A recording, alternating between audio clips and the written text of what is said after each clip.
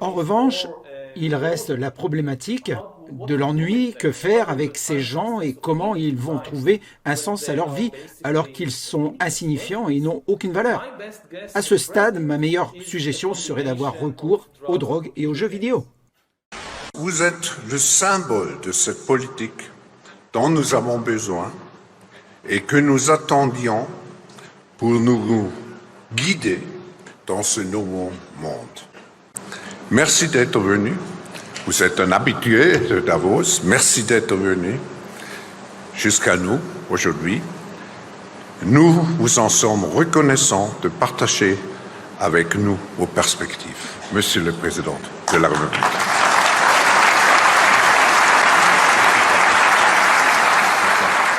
Voilà, Emmanuel Macron en direct sur France Info. Merci beaucoup, professeur, cher Klaus.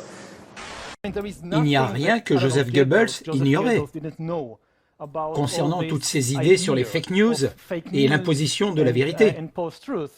L'une de ses célèbres déclarations est que si vous répétez un mensonge assez souvent, les gens penseront que c'est la vérité. Et plus le mensonge est gros, mieux c'est.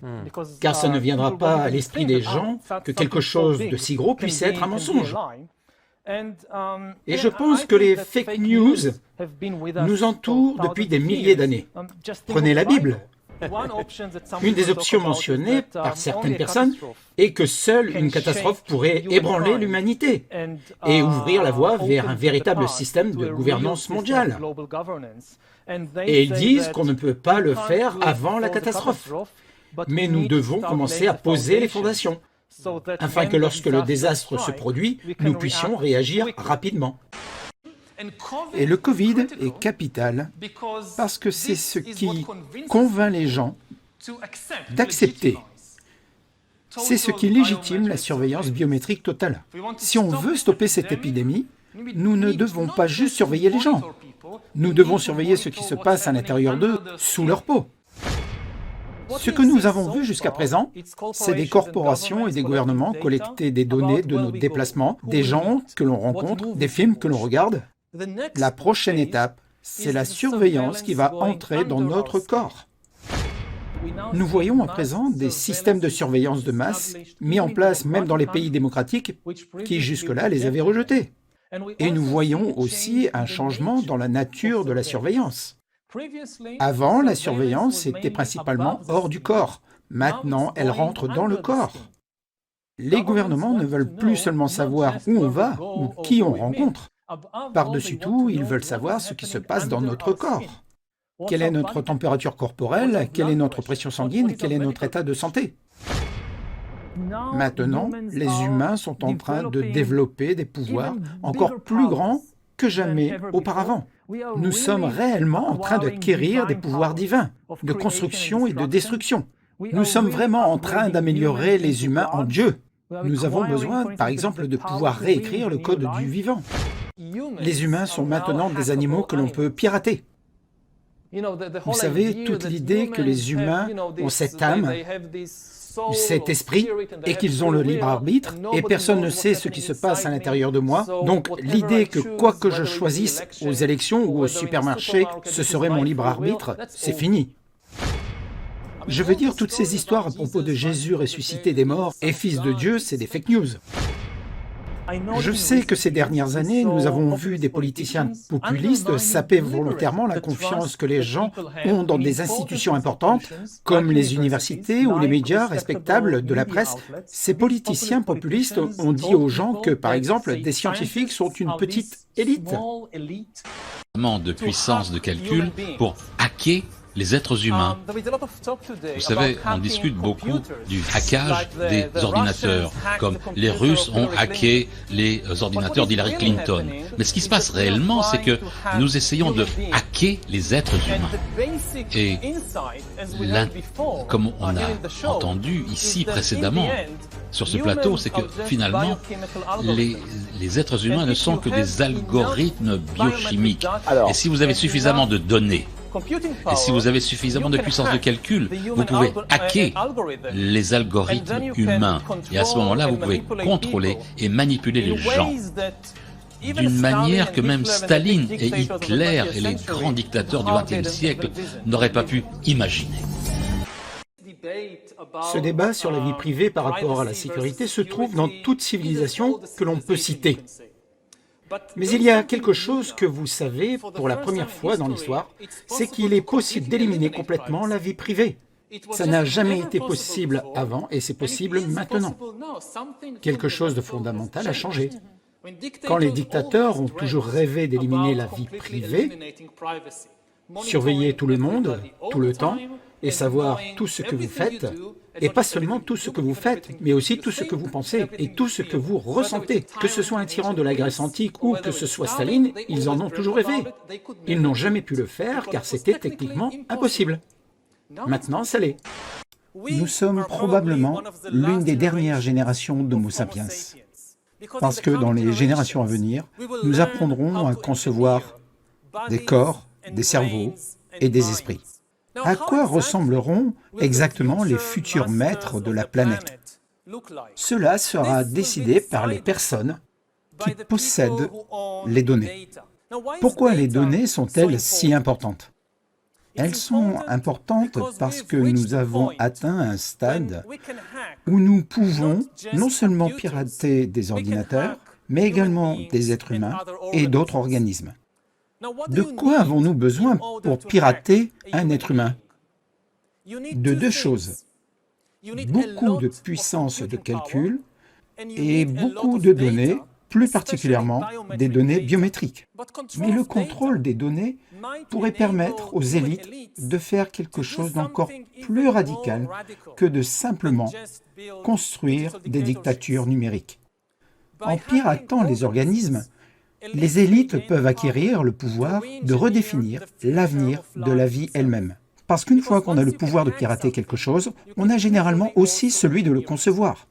L'ensemble du vivant sur 4 milliards d'années, les dinosaures, les amibes, les tomates, les humains, étaient soumis aux lois de la sélection naturelle et aux lois de la biochimie organique. Mais ceci est désormais sur le point de changer. La science remplace l'évolution via la sélection naturelle par l'évolution via la conception intelligente. Pas de conception intelligente de quelque Dieu par-delà les nuages, mais notre propre conception intelligente et la conception intelligente de nos clouds. Le cloud d'IBM, le cloud de Microsoft. Ce sont les nouvelles forces directrices de l'évolution. Et en même temps, la science peut développer la vie.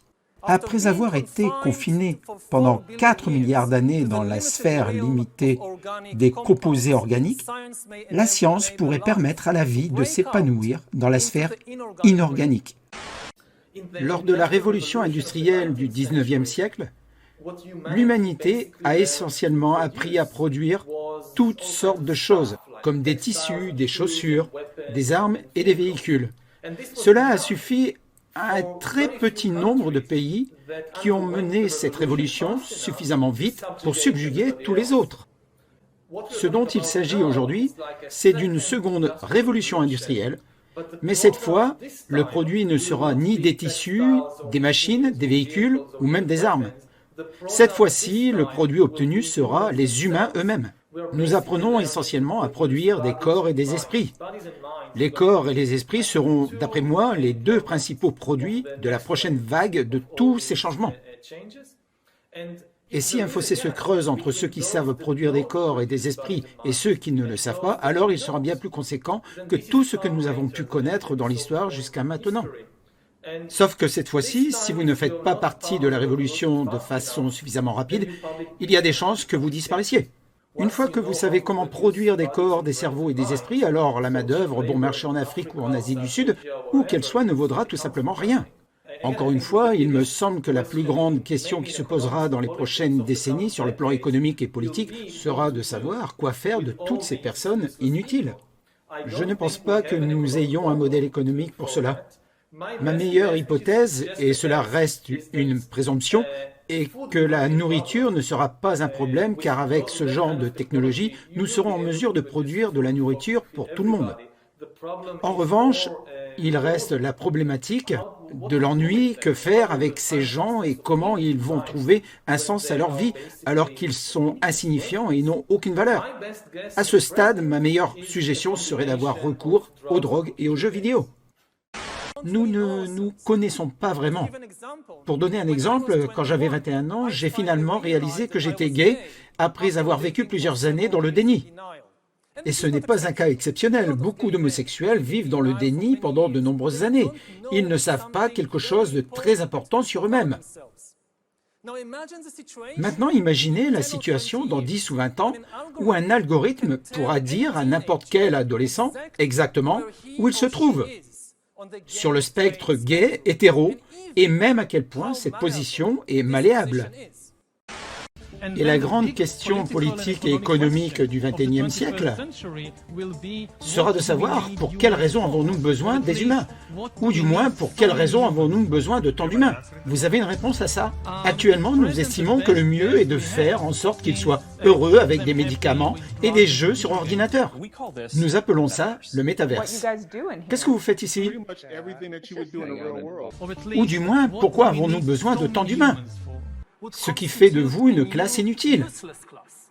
Quand je dis que ce sont des humains inutiles, ce n'est pas du point de vue de la mère, de la femme, du fils. Ou du moins, pourquoi avons-nous besoin de tant d'humains? Premièrement, nous avons la population.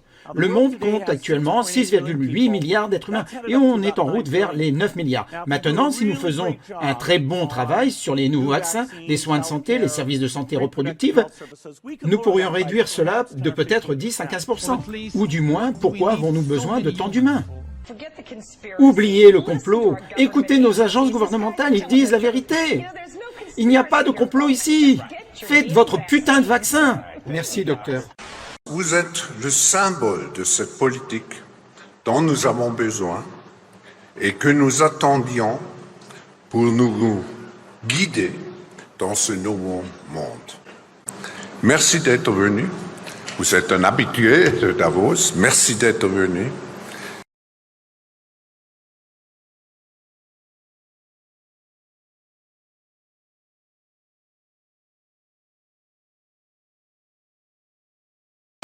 Mais il y a une menace qui se profile, celle de l'acteur non étatique. La menace est la nation virtuelle qui établit sa souveraineté au sein d'une souveraineté, afin de pouvoir dire « nous sommes immunisés ou insensibles à vos lois et règlements », essentiellement une diaspora possiblement destructrice. Donc, par conséquent, nous constatons que les paramètres de menace, de risque, de défi et d'opportunité sont en augmentation.